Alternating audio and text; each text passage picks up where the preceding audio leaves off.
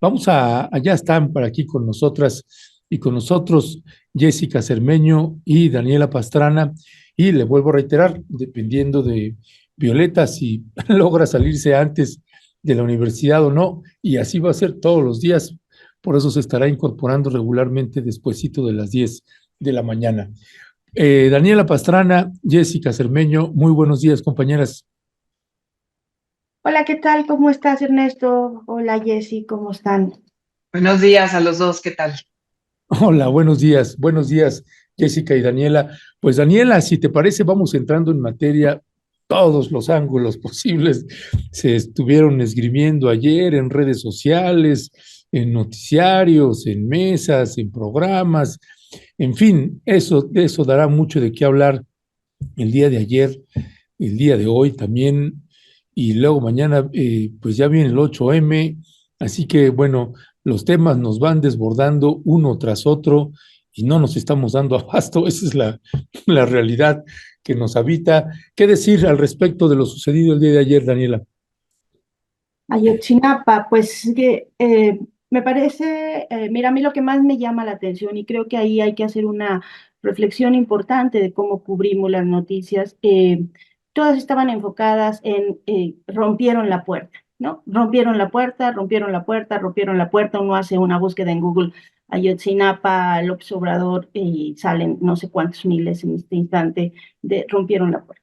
Y eso genera, obviamente, cuando tienes esa información sin contexto, sin las explicaciones necesarias, pues genera una reacción muy adversa que realmente me parece muy lamentable y yo creo que a muchos nos lastima la reacción de mucha gente en redes sociales criminalizando a las familias y a los padres y madres de Ayotzinapa. ¿Qué pasa con ellos, Ernesto?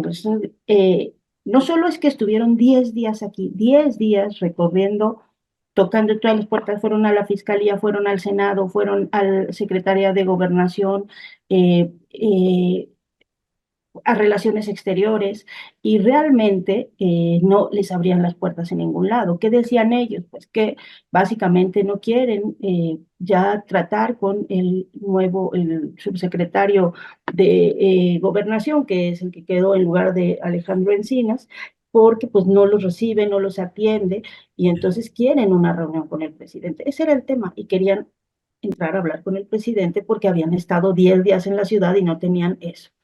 Pero no solo es eso, son pues ya casi 10 años, o sea, bueno, 9 y medio de la desaparición de los jóvenes, ¿no? Y aún nosotros tenemos, bueno, Isa fue a hablar con ellos y algunas cosas que le dicen los padres, las madres, que pueden reconocer el apoyo que han tenido o la confianza que hubo al inicio de la administración con el presidente, porque les abría la puerta, apoyaba. En el momento en que entró el tema del ejército, se empezaron a cerrar, se empezaron a distanciar, que es algo que ya habíamos platicado aquí en algunas otras ocasiones, y al final de cuentas, lo que ocurre es, pues ya en la desesperación, rompe la puerta. Pero si uno no cuenta toda esa historia, y si no seguimos recordando que estamos hablando de los normalistas rurales, que son los normalistas, digamos, los que se preparan para ser maestros de la gente más pobre de este país. Si no entendemos que son padres y madres de las comunidades que tuvieron que aprender, incluso en muchos casos hasta hablar español, porque no hablaban español, son de las comunidades de la región, de una de las regiones más pobres, abandonadas por siglos de este país. Si no podemos entender el nivel de violencia y de todas las capas de violencia que han tenido para llegar a estas cosas de rompemos una puerta porque queremos hablar con el presidente, pues entonces no estamos entendiendo nada. Y creo que ese sí es un tema de este efectismo de los medios de comunicación, donde todas las notas se rompieron la puerta de Palacio Nacional. Sí, pero hay una historia detrás, y hay una historia que no podemos obviar. Porque si no perdemos de dimensión todo lo que es esto, todo lo que representa la desaparición de los 43 estudiantes de Ayotzinapa. Gracias, Daniela Pastrana. Jessica Cermeño, ¿qué decía al respecto? ¿Cuál es tu lectura? Pues digo, además del contexto que ya dio Dani sobre qué estaba pasando en el Zócalo los días que llevaban con ellos, hay que recordar esta mañana que yo escuchaba al presidente López Obrador que decía prácticamente, reiteraba algo que ha dicho ya desde hace unos meses, que los abogados del Centro PRO, los representantes legales de los padres, han estado engañando a los padres en todo este proceso. Hay que recordar también ese contexto, porque el presidente López Obrador siempre ha dicho en las conferencias matutinas que él abre el espacio para que se abran todos los archivos, dice, para que los padres y toda la gente de su equipo legal puedan revisarlos por meses, pero después de que ya el grupo de expertos independientes, después de que pudieron documentar que dentro de esos archivos que tiene el ejército hacen falta documentos de inteligencia militares, que son para el grupo de expertos independientes. Y hay que recordar que este grupo está no desde este sexenio, ¿no? Digamos que es desde el sexenio pasado revisando todo lo que ha pasado con este proceso en materia judicial. Reconoce, y eso están ahí todos los informes que dio el grupo de expertos independientes, de que hace falta material en eso que está entregando el gobierno. Entonces, desde ahí ya hay un punto distinto de donde parten, digamos, los dos involucrados, el presidente por un lado y por el otro, los padres de Ayotzinapa y el Centro PRO. ¿Por qué? Ahora yo he visto, la verdad es que me dio mucha tristeza porque incluso vi comentarios de algunas personas en redes sociales que hablaban de los tenis, ¿no? Por ejemplo, de las personas que estaban ahí, de que si eran o no infiltrados los que habían llegado hasta la puerta, es decir, deslegitimando, ¿no? Cualquiera que pudiera estar en esa protesta, diciendo que son en realidad golpeadores. Hoy el presidente dijo que pues había que investigar eso, pero lo terrible es que yo sí me doy cuenta como una parte del obradorismo, digamos que ha olvidado, que ha obviado muchos de los signos que ha tenido el presidente López Obrador para defender al ejército, hasta incluso este apoyo que le da al general Salvador Cienfuegos. También han olvidado esas luchas de izquierda que no son precisamente morenistas en este momento. Yo cuando estaba en la campaña López Obrador fuimos de los medios que llegamos hasta Iguala, jamás se me va a olvidar porque yo no recuerdo otro momento en la campaña donde el presidente, bueno, entonces candidato a la presidencia, tuviera tantos collares de flores, López Obrador, cuando llegó igual a hablar con los padres. Recuerdo el ambiente que se sentía en el centro de Iguala ese día, de esperanza, de cómo los padres lo saludaban y le decían, no nos vaya usted a fallar, que era de verdad un genuino, una genuina fuerza, que ellos tenían toda la esperanza de que él sí podía llegar, y su equipo, su gobierno podían llegar hasta las últimas consecuencias para saber qué pasó con sus hijos, y ahora sabemos, y no porque lo digan los medios de comunicación, insisto, sino por lo que ha dicho el grupo de expertos independientes, que esos documentos que está entregando el gobierno mexicano no tienen completa la información sobre lo que ocurrió ese día, esa terrible noche de septiembre de 2014. Entonces, creo que eso también ese es el contexto que tenemos que tomar en cuenta, porque el presidente ahora lo presenta como si fuera digamos, una intransigencia por parte de la defensa del Centro PRO, que todos los que hemos seguido desde el día uno, la defensa que han hecho de los padres, me refiero a la defensa jurídica, la verdad es que ha sido día a día intachable, han estado ahí siempre, cuando nadie estaba con ellos, el Centro PRO estaba con ellos. Entonces, descalificar a la defensa cuando hay claramente indicios de que ese expediente que él está presentando no está completo, y no está completo que todavía no sabemos dónde están los estudiantes, es algo que también hay que pensar, porque, insisto yo, el pasobradorismo, la gente más cercana, digamos, que más lo apoya y lo apoya incondicionalmente, se ha olvidado de esas luchas, no solamente de los padres de Ayotzinapa, sino también ha empezado, y lo he visto claramente, la verdad es que a mí me duele mucho, cómo han empezado a hacer con las madres y los padres de las personas desaparecidas en general, como si no existieran, punto número uno. Punto número dos, como si todo el tiempo fuera más importante lo que dice el presidente ante los colectivos. No les dan la legitimidad a los colectivos después de tantos años de lucha, de estar buscando a sus familiares. No les duele, por ejemplo, porque cuando pasó, recuerdo perfectamente su encuentro con la mamá de Joaquín Guzmán Loera, no era en ese momento que fuera una relación con el crimen organizado del presidente López Obrador. La mayor parte de las quejas, y me parece legítimas, vinieron de los colectivos de madres y padres de los desaparecidos, muchos de ellos por parte de, por supuesto, del cártel de Sinaloa, que le decían, ¿por qué no nos recibe a nosotros también? Y eso creo que a López Obradorismo se le han olvidado esas luchas, que al principio estaban con él y que ahora son bastante críticas. Y creo que Vidulfo, nada más para cerrar mi comentario, lo dijo muy claro en una entrevista que le dio a varios medios de comunicación ayer. A nosotros no nos tratan como víctimas, nos tratan como disidentes. Y eso no puede seguir. Y mientras no haya una claridad en qué pasó con esos documentos que hacen falta, no le puede pedir el presidente López Obrador a las madres y a los padres entrar a esos archivos para que se tomen la foto, porque en realidad eso es lo que se busca, si es que no está completo el expediente, y para poder legitimar lo que se ha hecho en su gobierno, si sabemos que él ha permitido que esos documentos no estén. Mientras eso no se solucione, yo no veo, yo no veo que pueda haber un acuerdo, digamos, entre las dos partes, pero como bien dice Vidulfo, ellos lo que están buscando, y hasta el día de ayer, incluso con todo el relajo que se hizo, es el diálogo con el presidente, ¿no? Ya, gracias, gracias Jessica Cermeño, gracias Daniela. Sí, hoy lo que adicionó el presidente que antes no había comentado en otras ocasiones, y con respecto a esto, hoy decía el presidente, solo había dos padres, dos. Y para mí, Daniela, Jessica, también vuelvo al mismo punto, porque hay, que lo he colocado ya en otros momentos, incluyendo en la mañanera, directamente con el presidente, y la gente que no quiere al presidente dice, por favor, no te hagas, todos sabemos que el presidente sabe, lo sabe todo, etcétera, etcétera. Y yo creo que a veces sí y a veces no. Eh, este asunto de los tenis se me hacía también, se me hizo muy desafortunado que le mande a decir a los estudiantes quién pompó unos tenis.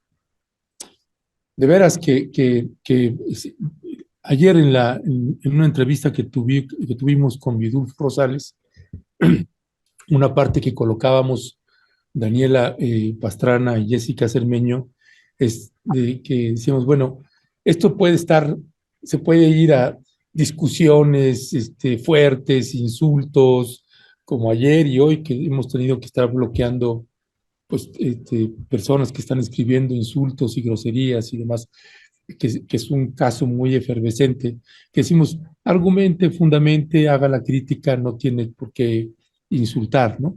Ni a los normalistas, ni a los padres, ni a los abogados, ni a ustedes, ni a nosotros, ni a nadie.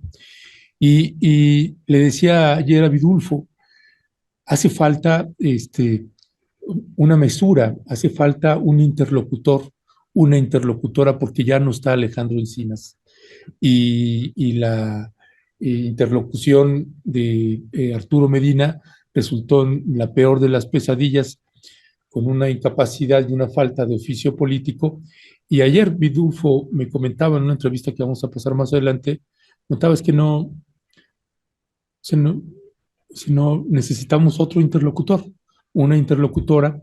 ¿Qué decir sobre este tema? Porque lo que nos queda clarísimo es que falta atemperar los ánimos y reencauzar y no haber quién tiene razón, si este o el otro, o hay una perversidad de un lado o de otro, sino reencauzar en estos últimos 7 meses de la administración del presidente López Obrador. Daniela Pastrana, ¿qué decía al respecto? Pues yo no puedo estar más de acuerdo, Ernesto, porque creo que eso, bueno, eso lo dije desde que empezaron, aquí en este programa, desde que empezaron a tener sus diferencias, y primero Vidulfo con Alejandro Encinas, luego cuando empezó a intervenir el presidente con el tema del GIEI y demás, esto no ayuda a nadie ni ayuda a la resolución de los casos, porque el presidente efectivamente fue y ha sido buena parte de la información que sí se tuvo en esta administración nueva y distinta es por el impulso del presidente. Entonces, eso no se puede dejar de lado y ojalá que hubiera alguien que escuchara y que en estos meses se atemperen los ánimos y logren en esta reunión o en esta promesa de reunión en unas semanas, logren atemperar esos ánimos y empiecen a a reencauzar, como bien dices, ese diálogo que es súper necesario para todos. El país necesita tener certeza del tema de Ayotzinapa, porque es una herida abierta y que va a estar supurando muchos años. Entonces necesitamos tener ciertas certezas y reencauzar el trabajo que se había hecho en la primera parte de la administración.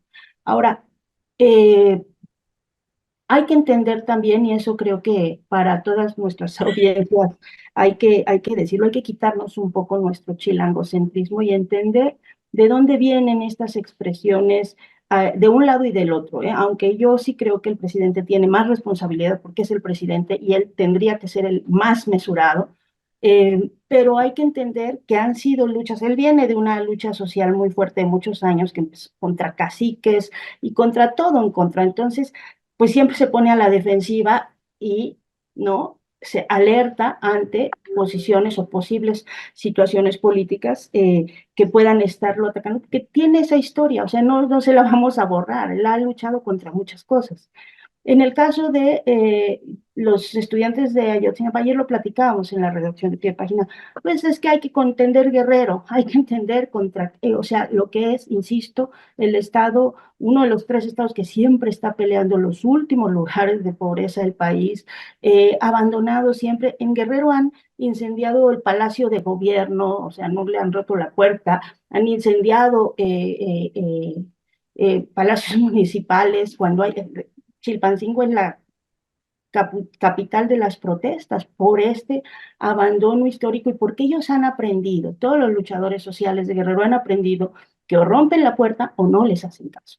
Esa es la historia de Guerrero y esa es la historia que llevó también a los 43, a la protesta, pues el origen de todo esto es ese abandono eterno en el que están muchos lugares, muchas comunidades de Guerrero, muchos estudiantes normalistas. Entonces, también hay que entender esta confrontación en ese marco, ¿no? De luchadores sociales que están acostumbrados a enfrentarse y que de pronto con los reflectores nacionales y con los reflectores de la mañanera, pues a muchos de los que están acá en la ciudad, pues pueden decir, no, es que la violencia, no, pues es que hay violencias que sí, si no, no hubiera habido independencia en México, ni revolución mexicana, ni ninguna lucha emancipatoria, ¿no? O sea, porque te están oprimiendo y eso hay que entenderlo en ese marco.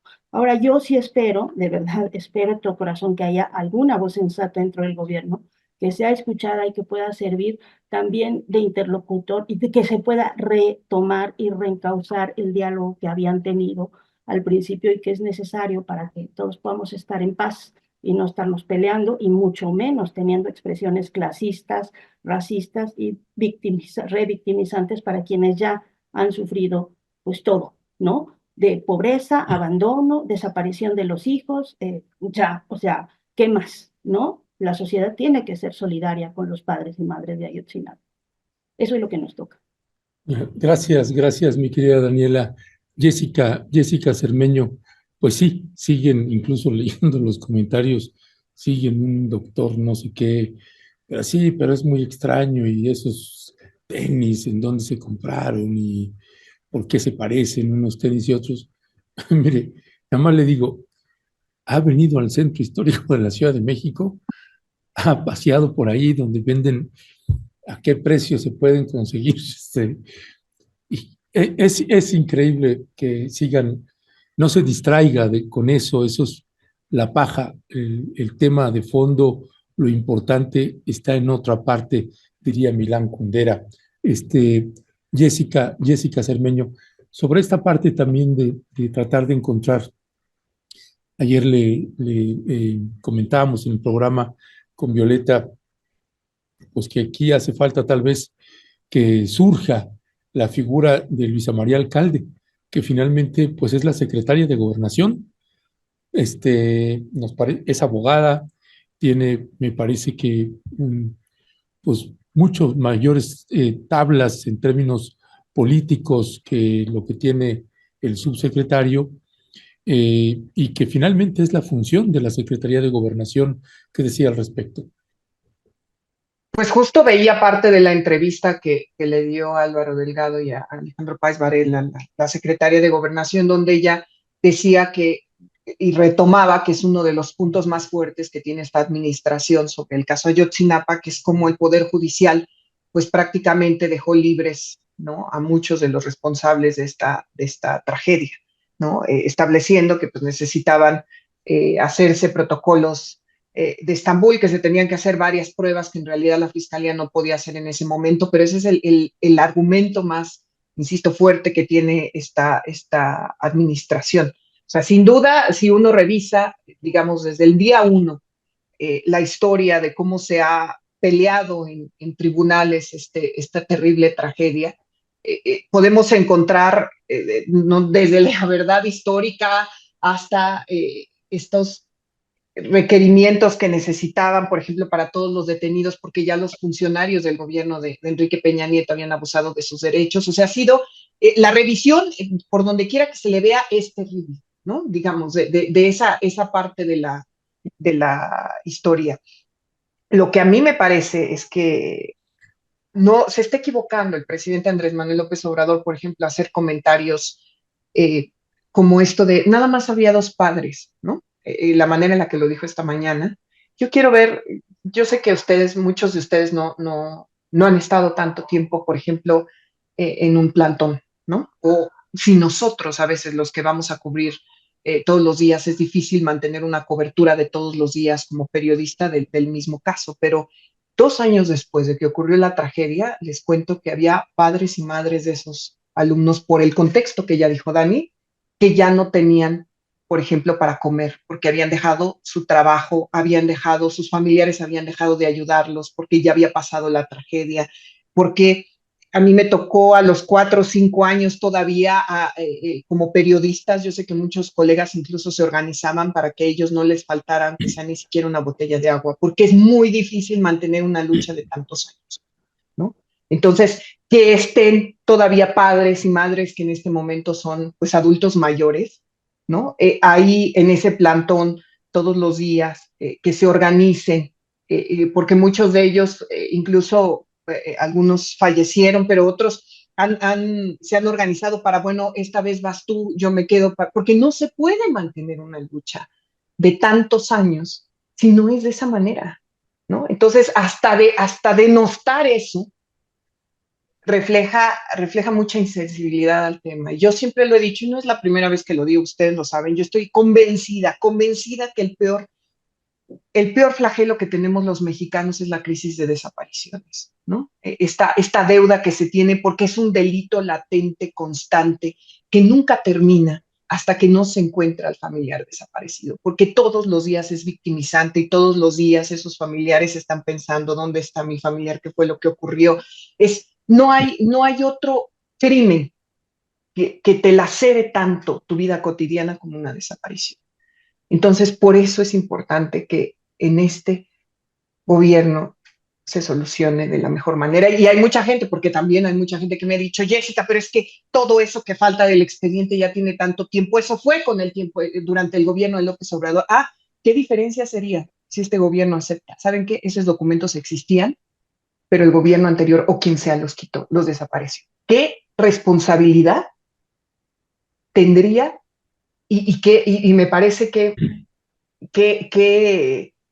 credibilidad le daría a un gobierno como algo como eso. Reconocer que en ese expediente, lo que dijeron los del grupo de expertos independientes desde un principio, que tenían razón y que en ese expediente no está todo lo que tiene que estar, por ejemplo, pero ese gobierno no está dispuesto a hacerlo. López Obrador asegura y sostiene, y lo volvió a decir esta mañana, que ahí están todos los expedientes, que lo pueden revisar hasta 3 meses si quieren, los madres y padres y quien ellos quieran, para revisarlo, porque ellos son totalmente transparentes. Entonces no estamos llegando. Yo estoy de acuerdo y no puedo más que decirlo que necesita haber diálogo entre las dos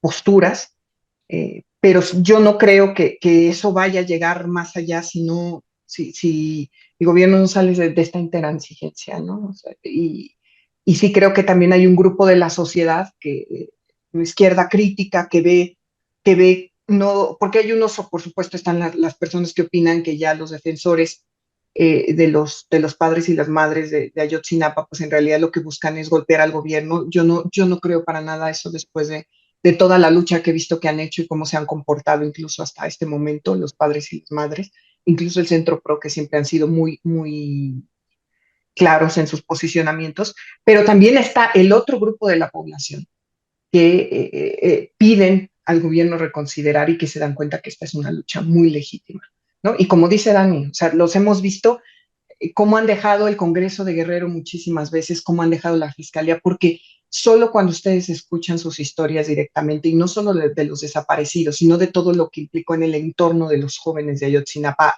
que existen, que están ahorita en este momento, esa desaparición, no entiendes por qué hay tanta ira. Y eso pasa con muchas luchas, ¿no? Con las mujeres también pasa, ¿no? La ira por tener esta desaparición constante todos los días de alguien que tú amas y que no sabes dónde está, Esther. Ya, gracias, gracias Jessica y Daniela. Si les parece, vamos pasando al siguiente tema. Yo nada más haría un comentario final sobre esto y creo que no solo Ayotzinapa, sino cualquier caso. Tengo la impresión que, o tengo la duda de no ser el presidente a quien escucha, porque hay varias confrontaciones que está teniendo el presidente que no tendrían por qué ser, por ejemplo, el PRO, Ayotzinapa o cualquier otro caso, que no tendrían por qué ser, y más si está presentando información que no es correcta.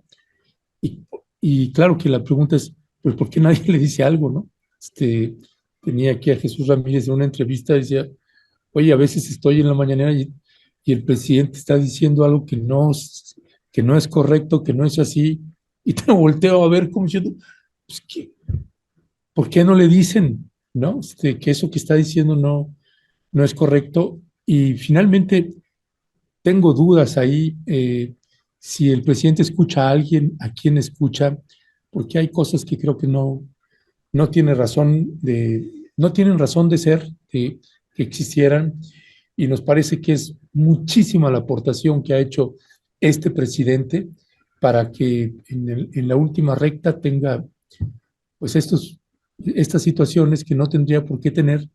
Podría haber llevado el caso Ayotzinapa siguiendo la investigación, tal vez alentándola, como ustedes quieran, pero no tendría por qué llegar a este punto y pareciera que no hay nadie que se atreva a decirle, presidente, así no va. En fin, son algunas impresiones que tengo en ese sentido y que lamento porque es mucho el aporte que ha hecho, que hemos tenido con Andrés Manuel y que sucedan estas cosas, pues es cosas que lamento mucho. Pasando al tema, Daniela Pastrana, de las elecciones, del proceso electoral, de las campañas que se están llevando a cabo acá en la Ciudad de México, pues tenemos, bueno, Movimiento Ciudadano, creo que ni gastar el tiempo, pero pues tenemos la campaña de Claudia Sheinbaum y la campaña de Xochitl Gálvez y las encuestas como las que pondremos en un momento, que sugerías también las encuestas del Financiero, así como hemos colocado de otras empresas, pues ahora sería la del Financiero. ¿Qué decía al respecto, Daniela? Sí, solo un último comentario de esto que decías, Ernesto. Yo creo que el presidente escucha a mucha gente, pero también creo que es muy necio. Y además no solo lo creo, él mismo lo ha dicho, es su canción favorita de Silvio Rodríguez es El Necio, él lo sabe, todos lo sabemos hace muchísimos años.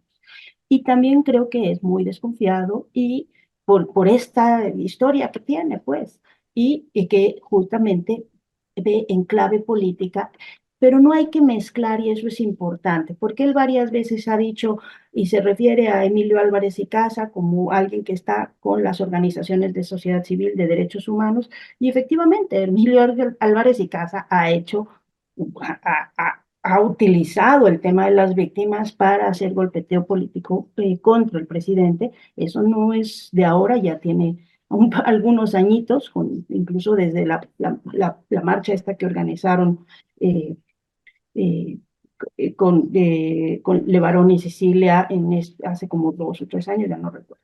Bueno, pero es distinto y no tiene nada que ver. O sea, yo no creo que haya, ni siquiera recuerdo una sola vez de Emilio Álvarez y Casa en Ayotzinapa, en la rural, durante el movimiento, todo el tiempo que estuvimos meses en Guerrero, no recuerdo una sola vez, ¿no? Entonces hay que empezar a separar, que eso es algo que el presidente no hace cuando da sus explicaciones, pues suele agarrar, ¿no? Generalizar y a rajatabla, y luego dice con sus excepciones, pero pues nunca aclara quiénes son las excepciones. Eso pasa con el tema de periodistas, con el tema de defensores, de organizaciones, y hay que separar las cosas. Efectivamente, hay un uso político de las víctimas de parte de un bloque opositor, y eso es evidente, real. Hubo el tema, pues bueno, Xochitl Gálvez también lo hace, pero hay otras que son muy legítimas, y Ayotzinapa yo creo que es una de las luchas eh, que nos confrontan socialmente con la,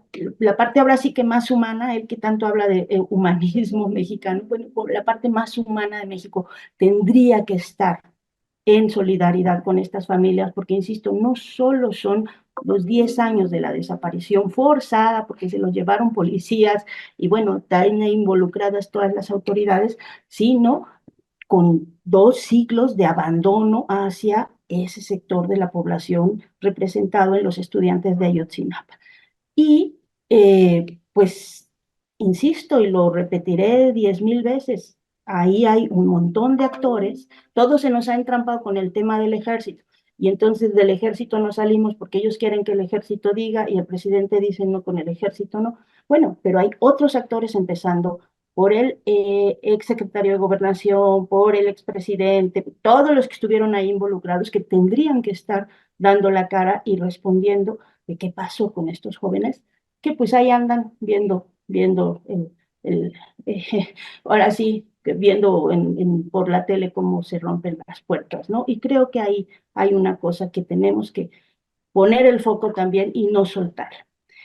En el tema de las campañas de la ciudad, yo sí, pues tuvimos el arranque de las campañas, creo que esto ya se ha hablado mucho en todas las semanas. A mí me interesa mucho esta encuesta que publicó ayer el Financiero de la Ciudad de México, porque creo que habla de justo de dos mundos. Eh, Hoy creo, si no me equivoco, y Clara Brugada va a presentar también su propuesta que ha dicho que es como ciudad feminista, y eso a propósito del 8M, pues vale la pena también retomarlo. Habla de dos mundos, por acá tenía la encuesta, pero básicamente refiere, Oye, sectoriza. perdón, Daniela, a ver si me la mandas, porque la que yo tengo es una que aparece el 4 de marzo, no ayer. A lo mejor Entonces, yo no la vi sé, hasta ayer. a ver si la puedes poner, por favor, Yo Asael, también tengo la del 4 de marzo. para ver si Debe ser estamos esa, hablando y de yo la... la vi ayer, porque como Ah, está en ok, tanto trabajo, seguro la vi como ayer. Pero ok.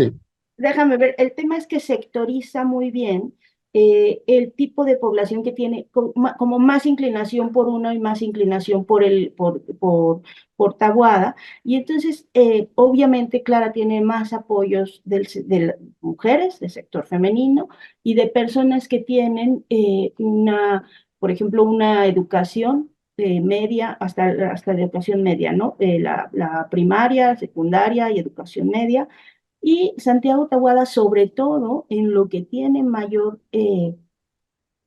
como pues sí, mayor aceptación o más intención de voto, es en hombres de más de 45 años con estudios universitarios. Entonces, como yo digo, y insisto a propósito del 8M, es como una afrenta del patriarcado este voto en favor de Santiago Taboada, que es ¿no? el hombre que se supone que sabe todo, que entiende todo, que tiene estudios universitarios y que tiene muy poco interés por cualquier otro sector subalterno, y que ya nos ha dominado durante muchísimos siglos. Y eso representa, ¿no?, a ese sector poderoso. Hoy tuvimos, ayer también, hoy creo que publicamos nosotros una cosa de sus reuniones que tuvo ayer en el Club de Industriales, que primero iban a hacer, las pusieron en el chat de medios, pero luego borraron una, por ejemplo, con este hombre que se llama Juan Diego Gutiérrez Cortina, que era pues el empresario, ¿no? Hombre del salinismo, del Fobaproa, después de Fox, involucrado en la estela de la corrupción, y que pues es el tipo de personas que están arropando y que yo creo que todos los que hemos salido acá en la Ciudad de México hemos visto el despliegue impresionante de esta semana de publicidad en favor de Santiago Tahuada, ¿no? Entonces creo que es un tema bien relevante porque nos hemos centrado mucho en lo que pasa a nivel federal, en lo que pasa en la campaña presidencial, en los arranques de Claudia, de Xochitl, de Álvarez Maínez, pero creo que una de las estrategias ahorita que puede tener el bloque opositor es justamente centrar su atención en lo que será el Congreso, la composición del Congreso y la Ciudad de México, que por supuesto es la punta de lanza del proyecto progresista pues, en México, ¿no? Entonces, pues creo que hay que poner el ojo ahí, en esa. Me llamó muchísimo la atención cómo está sectorizado, creo que representa muy bien los dos proyectos y creo que al final de cuentas pues es pues algo en donde sí tenemos que poner mucho ojo porque aquí va a estar un fuerte agarrón. Gracias, gracias, Daniela Pastrana. Pues sí, interesante, interesante la encuesta. Si puedes ponerla también ahí nuevamente, y sería la pregunta ahora para Jessica Cermeño también de cómo está percibiendo las campañas electorales aquí en la Capirucha, mi querida Jessica. Pues la verdad es que yo lo que vi antes de ver lo del financiero es este resumen de encuestas grandote que hizo Clara con su corazón, ¿no? Que tiene, no conté, pero eran más de una docena de encuestas donde creo que la que le daba mejores puntos a ella pues era la de Encol, ahorita lo estoy viendo, el Grupo Impacto, ¿no? Que le dan 56% de preferencias electorales. En el caso del Grupo Impacto, por ejemplo, le da 16% a Taboada, que también pues es muy bajo, ¿no? Pero más o menos en general, pues todas las encuestas lo que dicen es que pues Clara Brugada va a la cabeza en estas encuestas. Ahora, ¿por qué? Sí siento, eso también siento que hay una parte de el electorado en la Ciudad de México con todas las características que tiene distintas el electorado de la Ciudad de México a otras zonas, que además es una zona donde ya lleva pues muchos años gobernando la izquierda, ¿no? Que fue la primera que apostó como una eh, de avanzada, ¿no? De dejarle de dar voto al PRI en las elecciones y entonces ahí estamos desde Cuauhtémoc Cárdenas hasta el día de hoy. Por supuesto, eso es normal que exista una especie de desgaste, ¿no? Y que haya aquí en la Ciudad de México por la concentración de clase media, porque es la capital, porque la exposición de los medios de comunicación, por muchísimas cosas, el nivel de escolaridad que no se ve en otras zonas, pues que haya, le den características distintas, ¿no? A lo que se va a ver en las elecciones. Yo creo que por lo menos eh, que, que Clara Brugada haya empezado con esta propuesta de reducir eh, la ayuda que se da a los adultos mayores hasta tenerlos a los 57 años, te deja ver que va a ser otra vez un gobierno, si es que ya gana, de propuestas de este estilo sociales, ¿no? Que es algo que tiene mucha fuerza entre los electores aquí en la capital, que es lo que me parece, aunque también hay una, insisto, como hablábamos, una izquierda mucho más crítica que en otros lugares, que no muy posiblemente también tenga sus asegúnes. También, por ejemplo, lo que pasó con la encuesta, que no fue Omar García Harfuch, y sé que hay un sector que estaría más contento con que fuera Omar y que no fuera Clara la candidata, pero no creo que se esté midiendo eh, por encima de la gente que apoya a Clara Brugada, esa es la verdad. Y por el otro lado, y también me asombró, déjenme decirlo, porque lo vi en muchas redes sociales de jóvenes que en realidad casi nunca pues opinan, o por lo menos en sus perfiles de redes sociales, eh, no los venía a opinar, de que les gustó, por ejemplo, esta propuesta de Taboada de que hubiera transporte público las 24 horas del día, ¿no? Y creo que eso, al final, las propuestas van a ser fundamentales. Por eso estoy de acuerdo con Dani, y lo dice efectivamente la encuesta del Financiero, de que son las mujeres con cierta escolaridad, que son más hombres, por ejemplo, los que apoyan a Taboada, pero habrá que ver qué es lo que ofrece Clara Brugada eh, ahora en una ciudad que sí se considera pues de avanzada de derechos, feminista, que ve muy bien que llegue, por ejemplo, el aborto hasta la Constitución francesa y que a la vez tú puedas pasar por cualquier calle de esta ciudad y puedas ver a personas del mismo sexo besándose sin ningún problema, pues por supuesto que es importante las propuestas que vaya a presentar Clara, hay que estar pendientes, ¿no? Pero sí, yo también creo que va a ser una elección por lo menos un poco más reñida, no sé qué tanto. Por ejemplo, ahí están las encuestas, exacto, que esa es una de las tantas que vi, pero yo vi, insisto, ay, no sé cómo pasarles la de los corazones, porque estaban muy claras como prácticamente ella estaba En con más el del... WhatsApp, pásame por WhatsApp la imagen, ¿no? Por Mira, favor. lo vi yo en Porque la busqué ahorita y la buscaron también en producción, pero no la vimos. mira, está aquí ya se las estoy pasando, que deja muy claro, y la estoy pasando también al chat que tenemos, que ahí está en ese texto el resumen de encuestas que presentaron, eh, Ok. que fue que es de Delia González, al parecer, Nex fue la que lo presentó, pero que está todo el resumen de las encuestas y en todos prácticamente la mitad del electorado que la respondió está votando a favor de Clara. No sé si ya lo vieron, que esa es la que yo Ya, vi. Hay ya. unos donde se pone muy por Ahor- debajo Tabuada. Tampoco creo que Tabuada tenga un 17% de preferencia electoral, yo creo que es más, ¿no? Pero en general todas las encuestas coinciden, están en el rango. Y pues eso, ¿no? Sí creo que va a ser más, una cosa más peleada, pero es normal, ¿no? Porque en la Ciudad de México siempre hay una ebullición particular para las elecciones y habrá que ver cómo le sale la apuesta a Morena de... Sí creo que hay un sector específicamente, por eso a mí me llamaba mucho la atención también todo este barullo que se hizo de que si Claudia abrazó a Clara y que después que si le hizo así, ¿no? Y porque hay un sector que está buscando diferenciar, que se note, digamos, o que parezca que no están en el mismo grupo Clara y Claudia por meramente razones electorales, ¿no?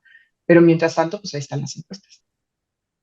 Ya, gracias, mi querida Jessica. Decíamos el lunes, me parece, Violeta y yo, Daniela, que porque hicimos un recorrido por el sur de la Ciudad de México y casi nos vomitamos de ver tantos carteles de Taboada y ninguno de Clara Brugada. Y decíamos, bueno, pues sabemos que las campañas se están iniciando, pero como que hace falta que ahí alguien se ponga la pila porque no se pueden confiar, mucho menos en la Ciudad de México y más retomando las elecciones, las últimas elecciones del año 2021, porque no es solamente pues, la jefatura de la Ciudad de México, sino también son las alcaldías. ¿Qué decía al respecto sobre este punto, Daniela?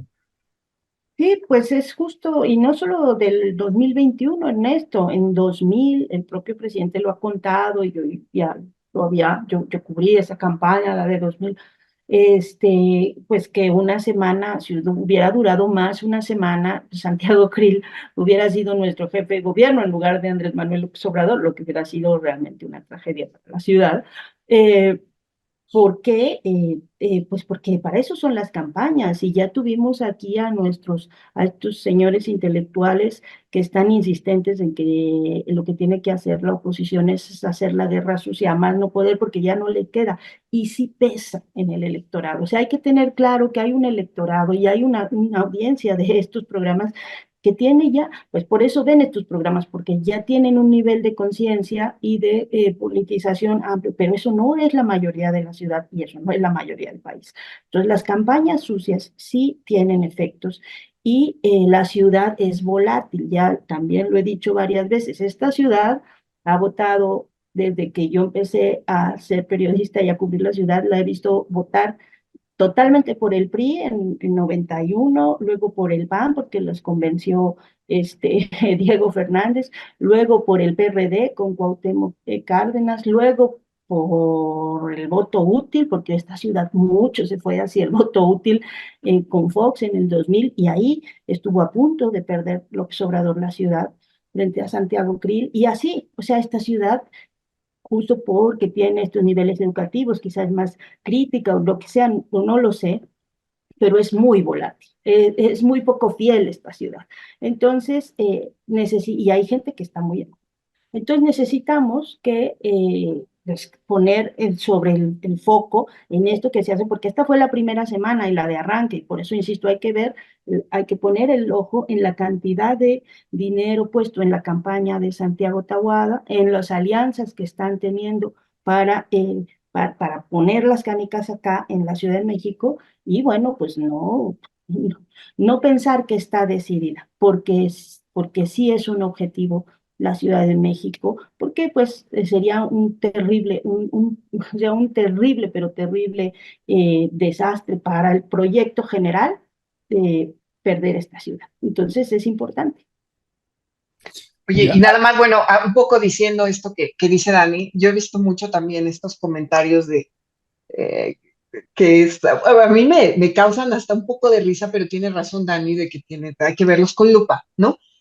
Que está una parte de la comentocracia que dice, es que a Claudia le conviene más que esté Taboada, ¿no? Porque como Clara no es de su grupo, entonces es más fácil que se ponga de acuerdo con Taboada. O sea, es impresionante, ¿no? A mí, insisto, me da bastante risa porque, insisto, la comentocracia siempre trae ese tipo de comentarios, ¿no? Y por eso decía un poco lo del abrazo, ¿no? Que efectivamente hay un grupo claramente que está buscando diferenciar, que se vea por un lado a Claudia Sheinbaum y por el otro a Clara Brugada, pero ya estas teorías de cómo incluso Claudia Sheinbaum estaría operando a favor de Taboada, o sea, yo quiero pensar una ex jefa de gobierno en la Ciudad de México, que va a ser según las encuestas, para que no me digan, la primera presidenta de México y que esté operando para que la ciudad que ella gobernó por tantos años no gane Clara Brugada, digo, me parece que ya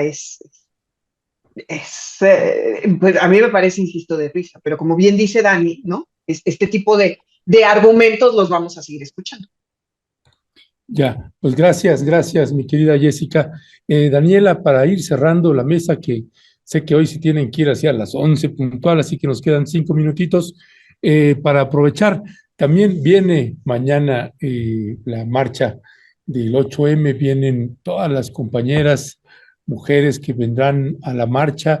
Hemos estado viendo también y leyendo en otras entidades de la República Mexicana, también se están organizando las compañeras en unas, pues ya hay iniciativas donde también se ha invitado a que también puedan participar hombres en la marcha, otras que no, que es la postura que son solo las compañeras.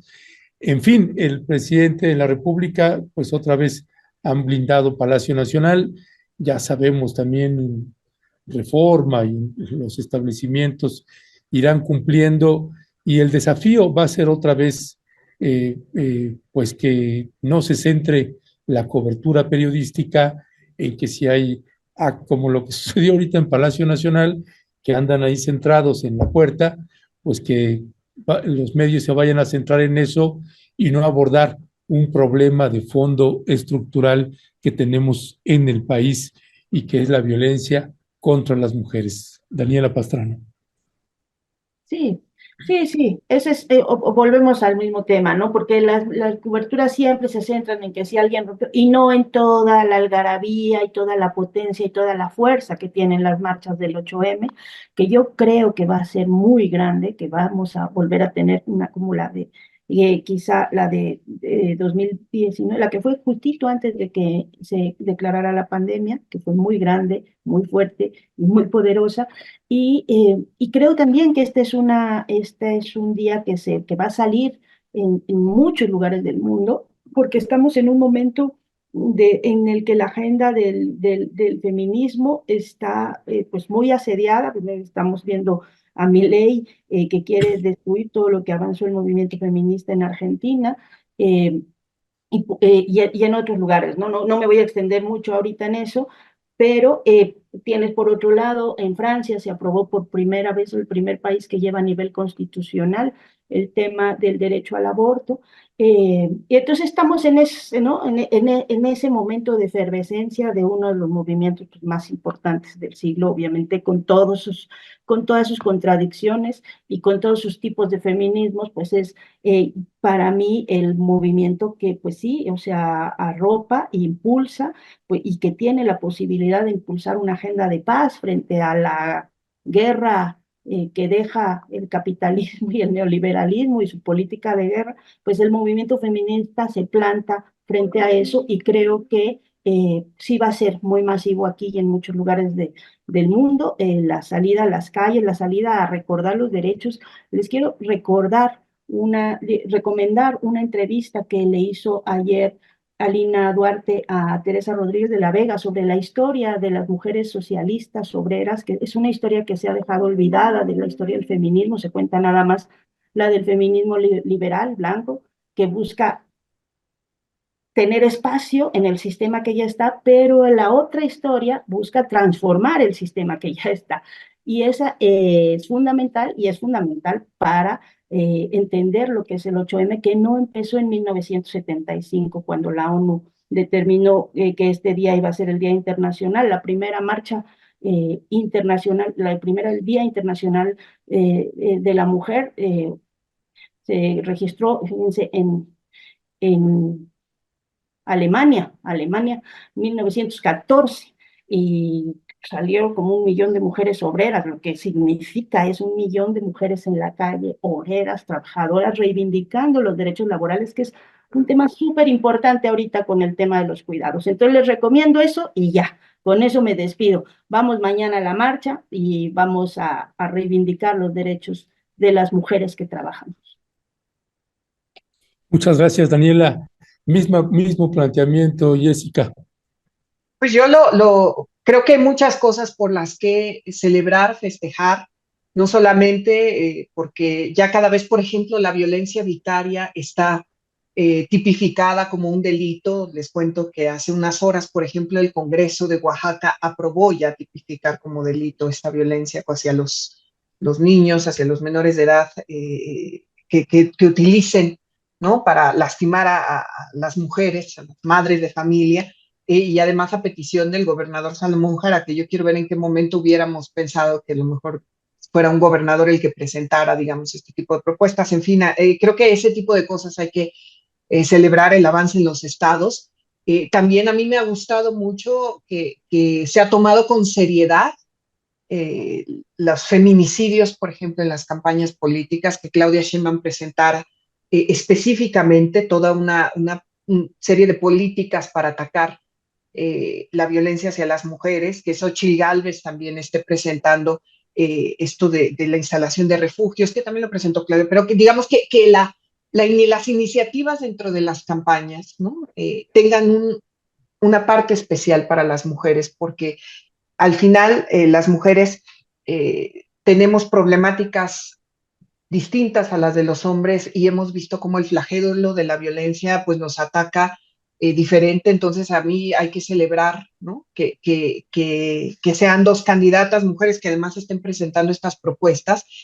Y siempre lo digo también sobre la marcha del 8M, que se me hace la más vibrante, la más comprometida, que tú cuando vas a cubrir una marcha así, las mujeres y los hombres también que van totalmente convencidos de que es importante visibilizar todo lo que está ocurriendo, que también hay muchas cosas que todavía faltan, no sé, la paridad salarial, la manera en la que se nos juzga, ¿no? Porque las mujeres, seamos de donde sea lo mismo Denise Dresser, Citlali Hernández, yo quien sea, nos siguen atacando por cuestiones físicas, por ejemplo, que hay mucho todavía que se puede mejorar en eso, pero al final creo que vamos por el camino correcto. Y yo también, pues siempre es emocionante el 8M y más allá de la violencia, es ver a tantas mujeres diciendo estamos aquí y estamos dispuestas a luchar en contra de la violencia y de los perpetradores de la violencia, que van desde los que no dan dinero para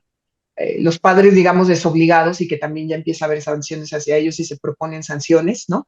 Hasta la manera en la que nos juzgan por cómo nos vestimos, nos vemos, nos maquillamos. Y eso a mí me parece siempre fascinante. Siento que este sí es un movimiento que siempre va a ir hacia arriba, y esto es muy bonito verlo, ¿no? Vivir esto ahora. Es lo que te puedo decir, mi querido Ernesto.